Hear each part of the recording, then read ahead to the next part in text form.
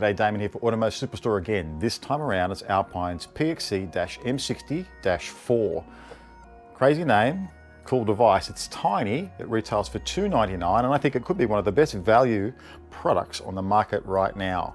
What is it, you say? Well, it's a 4-channel amplifier. It's got RCA pre-outs to control a subwoofer. It's got a port where you can connect a remote control device for it. And it's got an internal DSP unit that gives you time correction, 2 or 3-way crossovers, and advanced equalization. And it's applicable to a huge number of cars and can make your sound system, even your factory sound system, sound amazing. Let's check it out.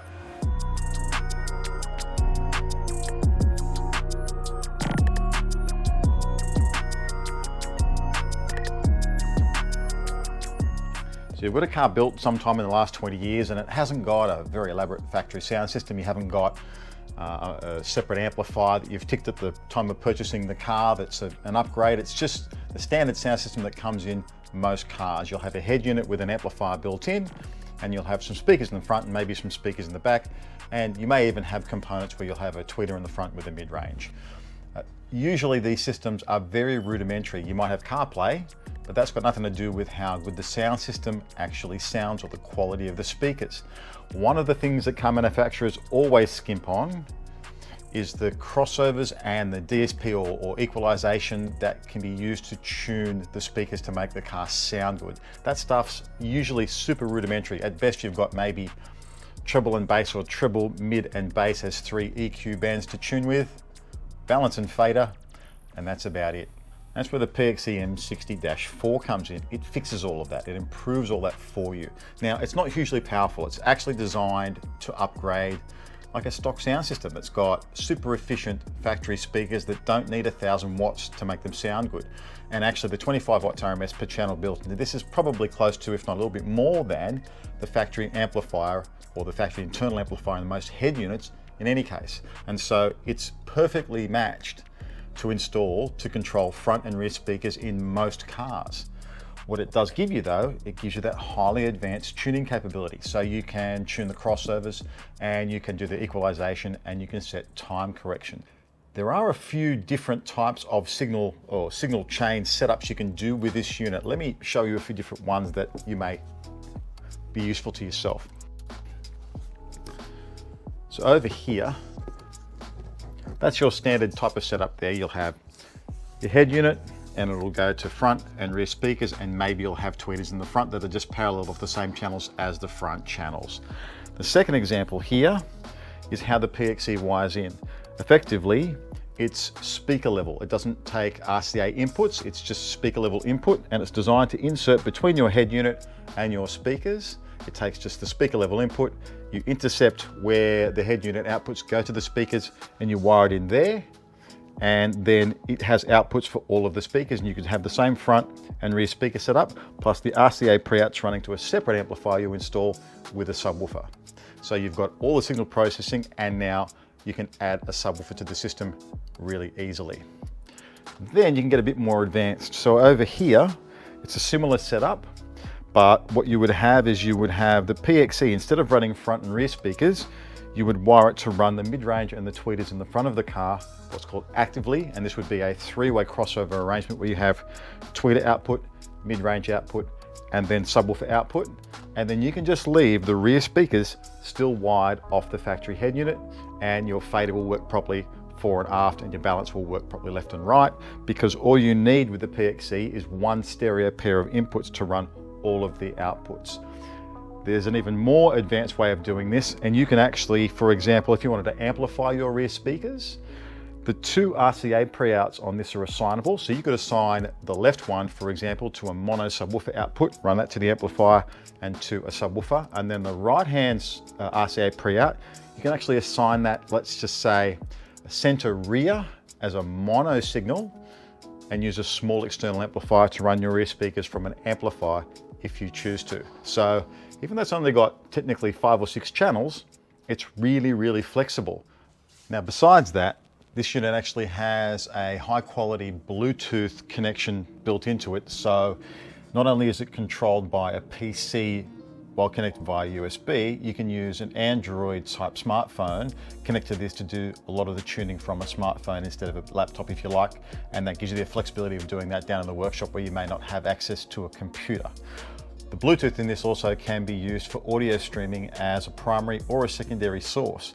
So if you think about that, if you've got some sort of application, maybe a marine application or something where you don't actually have a source unit or a radio, you've just got your phone as your only source, and a lot of people do that anyway because they use Spotify and you can actually access digital radio on your phone pretty much anywhere you go. You can actually just use your phone and this connected to your speakers in any kind of arrangement you want in any kind of vehicle, agricultural vehicle or a tractor or a off-roader or something like that. And it can be used standalone without even requiring a head unit, and that's pretty damn cool. Now, as far as wiring goes, on this end here, you'll see there's a small multi-pin connector, okay? And that's got front and rear inputs, and then what you call front and rear or tweeter and mid-range outputs on the loom, as well as power, earth, and trigger. This can actually be selected on this little switch here to turn on and off using a traditional type of trigger from, say, an aftermarket head unit or a 12 volt accessory source on the key. Alternatively, you can switch it across and it'll just sense an AC voltage signal coming into the speaker level inputs, and it'll turn on and off remotely anyway without requiring that additional wire, which is handy. There's a trigger output on this to run to your amplifier that you'll connect to your RCA pre-outs for your subwoofer. And then there's also a port on here that connects to the RUX controller. Now that's an optional controller. You can pick that up on our website, and that's great if, for example, you don't have an aftermarket head unit and you just want to use that as the remote level control. It'll also give you the ability to fade and stuff like that and give you sub-level control from the controller here that'll attenuate the sub output compared to the main speakers. And so as an option, the RX controller is actually quite handy.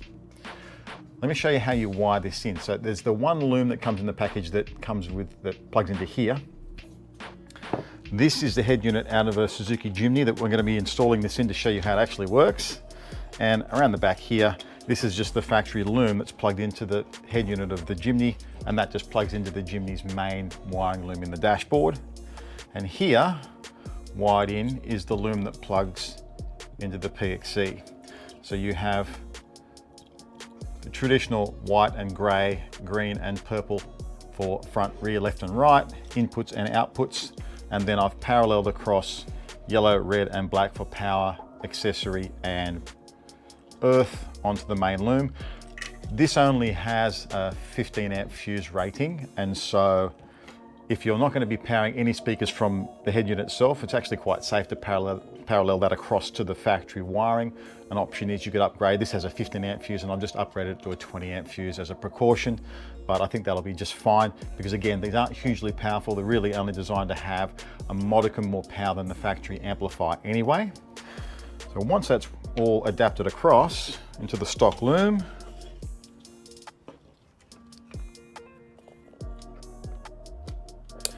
simply plugs in, and in this instance I'll actually be able to install that right on top of the factory head unit like so, and then I'll just run the RCA pre-outs from here to a mono amplifier that I'll install, plug this back into the car, and away you go. It really is that simple to wire in. So here's our PXE loom ready to be plugged in. This car I've actually upgraded the front speakers to a component set because factory they just have a pair of dual cones in the front doors, so there are now tweeters and mid-range drivers in the front doors. I've added a mono amplifier and a subwoofer in the back. And so here with the loom, these wires that are not factory, I've run to the tweeters in each side of the front. The green and purple are running to the factory wiring to go to the factory mid-range driver location in the front doors. There's the trigger output going to the amplifier coming out of the PXE. And then I've got the RCAs that are run to the mono amplifier. And this is the USB cable that will run to my PC. I'm in my workshop and I will do all the tuning from the bench down there. Let's get it plugged in.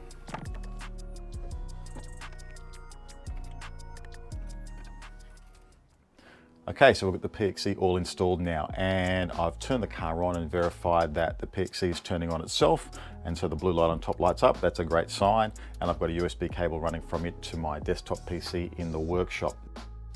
So the first thing to do is go onto Alpine's website and download either one of those programs to your phone or to your desktop Windows PC. Once that's down, you double click on the icon, it will launch. We'll go to full screen here, and the first page you're greeted with is to tell the PXE what kind of input it's going to accept as its primary source, the one it's going to look for first of all. In my instance, that's going to be the speaker level input, but you could set that at Bluetooth if you like. Then you've got the auxiliary or optional source, and you'll switch that to the other one, or you can just set that to off like I've got with mine. I'm not planning on using Bluetooth in another way just because the car's already got Bluetooth in the factory head unit. Master volume at the top, that's the total output of all channels, and that's going to be set depending on how strong the incoming signal is, and we'll trim that later on once we start listening to the car. Once that's done, we can jump into the screen marked EQ, even though it's also the EQ and crossover screen. It's also the screen, and very importantly, where you assign each of the channels to what kind of speaker is going to be connected to it. And the Alpine system will actually, it'll apply a basic crossover to get you started with to help you on your way. So let's start with, say, channel number 1. I'm going to set that as a front left tweeter. Channel number 2 will be a front right tweeter. Channel 3 will be a front left mid-range. Channel 4 will be a front right mid-range, and then 5 and 6 will be subwoofer channels. Once that's done, you'll see the screen. If you select one of the channels, you'll see on the screen that it will have set a rudimentary crossover for you to get you started. Now along the bottom, you've got the independent gain or trim level for each channel. You've got the phase control that you can switch from 0 to 180 degrees, and then you have the crossovers themselves for each channel. So let's select channel 1. That's my front left tweeter. Here is high pass filter. I've got different types of high pass filters, and that's different types of alignments. There's more than one type of filter, for example. There's Linkwitz-Riley as a choice, Butterworth as a choice, and then Bessel as a choice. And you can see when I switch between those, that curve changes on the screen. I'm used to working with Butterworth filters, and so that's what I'm going to tune with. So let's start with a high pass filter of 5,000 Hertz just to be safe. I know I can go lower, but let's start there. And for the filter slope, I've got from 6 all the way up to 48 decibels per octave in 6 decibel increments. So I'm going to use 24 dB per octave filter slopes throughout this particular setup, but you'll play around with those to your heart's content. The steeper you go, the more power handling that you'll have ultimately, but they start to act like a bit of a brick wall eventually, and so you get blending issues between speakers. And so 24 dB per octave I've found is a really good compromise between those two things.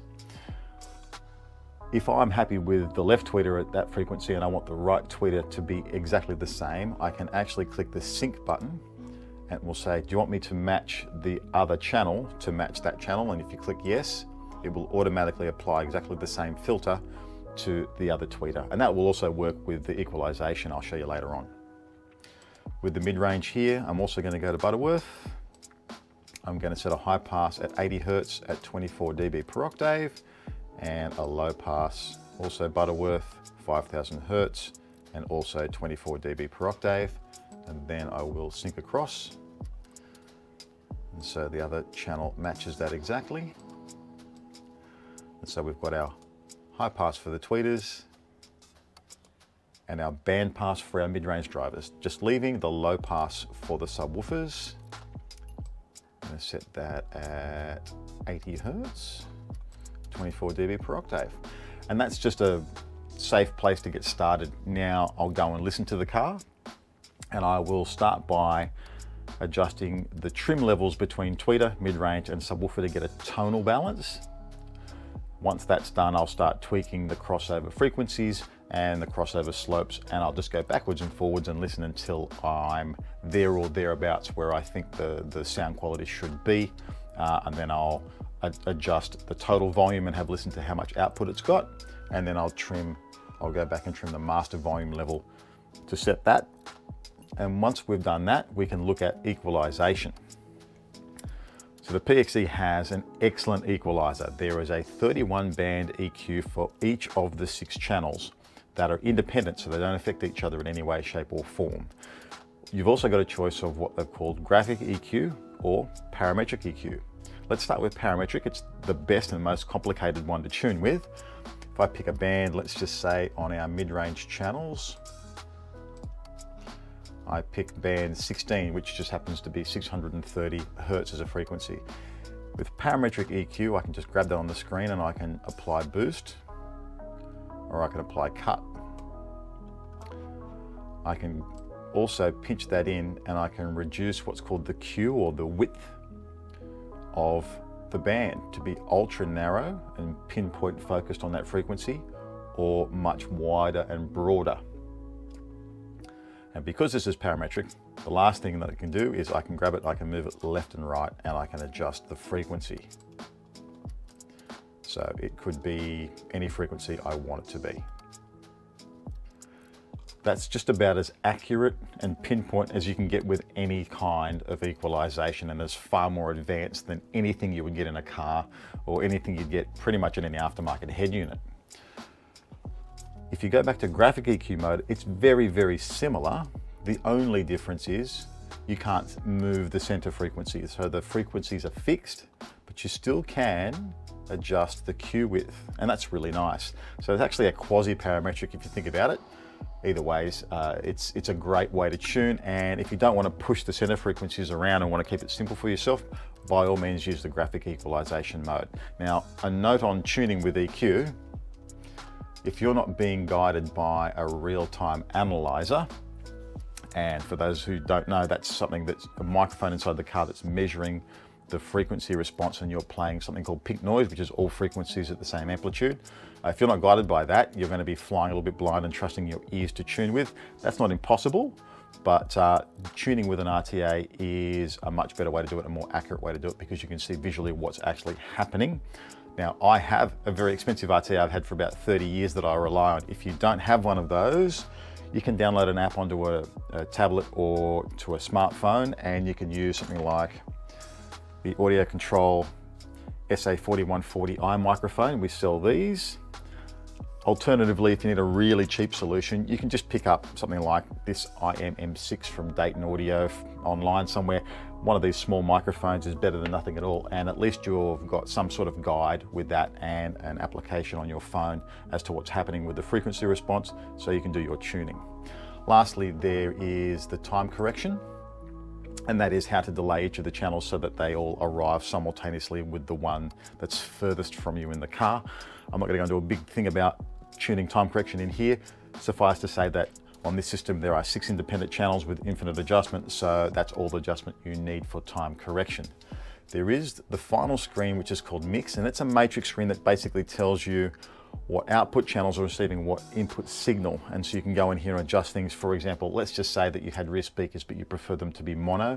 You can go in here and mix in to make sure that both rear speakers are getting an input signal from left and right to be a true mono signal, or something like that. If you want to tune that, you can do that in the mix area.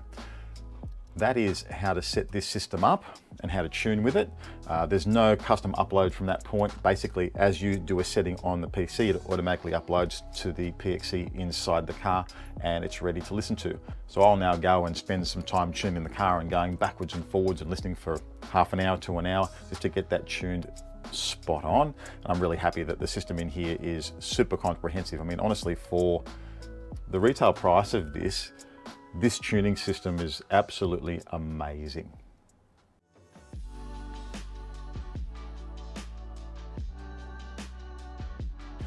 So, Alpine's PXE-M60-4, an amazing little device for under $300. There are so many applications. I'm sure you're probably going to find some kind of use for this. So go and grab one. There'll be a link down below. While you're down there, like and subscribe, and I will see you next time.